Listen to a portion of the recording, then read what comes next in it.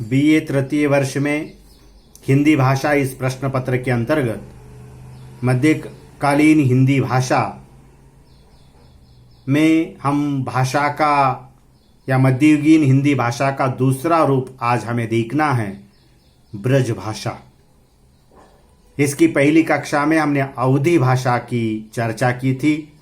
आज हमें देखना है दूसरा रूप ब्रज भाषा। ब्रज मध्ययुग की सम्राज्ञी मानी जाती है। भक्ति काल और रीतिकाल का अधिकांश साहित्य ब्रज भाषा में लिखा गया। विशेषतः कृष्ण भक्त काव्यधारा के सभी कवियों ने ब्रज भाषा को अपनाया। ब्रज हिंदी की सर्वाधिक व्यापक, सुंदर और परिष्कृत भाषा के रूप में मानी जाती है। मथुरा और उसके आसपास के क्षेत्र को ब्रज प्रदेश या ब्रज भूमि कहा जाता है और उस प्रदेश की भाषा को ब्रज भाषा कहा जाता है। सूरदास, नंददास, नरोत्तम दास, नाभादास, केशवदास, रसखान, सेनापति, बिहारी, भूषण, देव, घनानंद आदि कवियों ने ब्रज भाषा को अपनाया है या ब्रज भाषा में रचनाएं की है। परंतु इन सभी में सूरदास का योगदान महत्वपूर्ण है। भक्त कवियों की ब्रज में जनभाषा का रूप दिखाई देता है, परंतु उत्तर काल में अर्थात रीति काल में ब्रज साहित्य दरबारी साहित्य बन गया। परिणामतः यह भाषा जनभाषा से दूर चली गई और सुष्ट भाषा बन गई, लेकिन उसकी सजवता कम होने लगी और उसका स्थान जनमानस और साहित्य दोनों स्तर पर सजीव भाषा खड़ी बोली ने ले लिया। 16वीं शताब्दी तक आते आते ब्रज भाषा संपूर्ण मध्य देश की भाषा बन गई थी। डॉक्टर विश्वनाथ प्रसाद मिश्र के अनुसार ब्रज की बंसी की ध्वनि के साथ अपने पदों की अनुपम मंझार मिलाकर नाचने वाली मीरा राजस्थान की थी, नामदेव महाराष्ट्र के थे, नरसी गुजरात के थे, तो भारतेंदु भोजपुरी क्षेत्र के थे। अर्थात इस मिश्र जी के कथन के अनुसार हम समझ सकते हैं कि तत्कालीन काल में ब्रज संपूर्ण भारत की एक प्रकार से सम्राज्ञी मानी जाती थी या संपूर्ण भारत के साहित्य की एक प्रमुख भाषा के रूप में प्रस्तुत थी। अर्थात इस काल का ब्रज साहित्य, इस काल में लिखा गया ब्रज भाषा का साहित्य अत्यंत समृद्ध साहित्य रहा।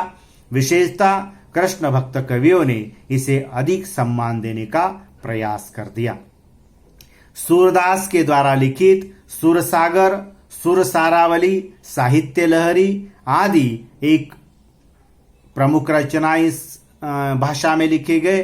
तो रीतिकाल के प्रमुख कवि बिहारी, उनके द्वारा लिखित बिहारी सतसई, यह भी इस काल की प्रमुख रचना मानी जाती है जो ब्रज भाषा में लिखी गई। ब्रज भाषा का अगर उदाहरण देखना है तो सूरदास के द्वारा लिखित किलकतकान घुटरवनी आवत मणिमय कनक नंद के आंगन प्रतिबिंब पकड़ीवे धावत कबहू निरखी हरि आपू झाह को पकड़न को चित्त चाहत। इस प्रकार से अत्यंत सुंदर लुभावने रूप में सूरदास अपनी कृष्ण का वर्णन करते हैं या कृष्ण की वह उस बचपन का, बाल्यावस्था का वर्णन करते हैं। तो बिहारी अपनी श्रृंगार रस के माध्यम से एक प्रकार से जो ब्रज का अत्यंत लुभावना चित्रण प्रस्तुत करते हैं। मेरी भव बाधा हरो राधा नागरी सोए जातन की झाई परे श्याम हरित दुती होए। इस प्रकार से बिहारी कहते हैं। अर्थात तत्कालीन काल में एक प्रमुख भाषा के रूप में जो ब्रज जानी जाती है, इसीलिए मध्यकाल की सम्राज्ञी ब्रज को इसी कारण कहा जाता है। इसी प्रकार से इस काल की भाषा का तीसरा रूप है राजस्थानी हिंदी। राजस्थानी हिंदी यह भी एक प्रकार से मध्यकाल का एक छोटा सा भाषा रूप है। वैसे तो आदिकाल में राजस्थानी हिंदी का बोलबाला था। उस काल के सभी कवि डिंगल भाषा में रचना करते थे, लेकिन मध्यकाल में आते आते इस भाषा का जोर कमजोर हो गया और लिखने वाले भी कम हो गए। इस भाषा में अर्थात मरु भाषा में लिखने वाले कल्लोल, छीहल, ईश्वरदास, दुर्साजी, नेनसी आदि कवि रहे, किंतु इन्हें हिंदी से संपर्क छूट जाने के कारण लोकप्रियता उतनी नहीं मिली। अर्थात हिंदी भाषा का मध्ययुगीन हिंदी भाषा का एक तीसरा रूप वह राजस्थानी हिंदी भी माना जाता है। वैसे तो अन्य भाषा रूपों की तुलना में इसे लोकप्रियता नहीं मिली, परंतु एक भाषा रूप के रूप में वह राजस्थानी हिंदी का भी प्रमुख योगदान है। अर्थात आज की इस कक्षा में हमने दो भाषा रूप देखे, एक ब्रज और दूसरा राजस्थानी हिंदी।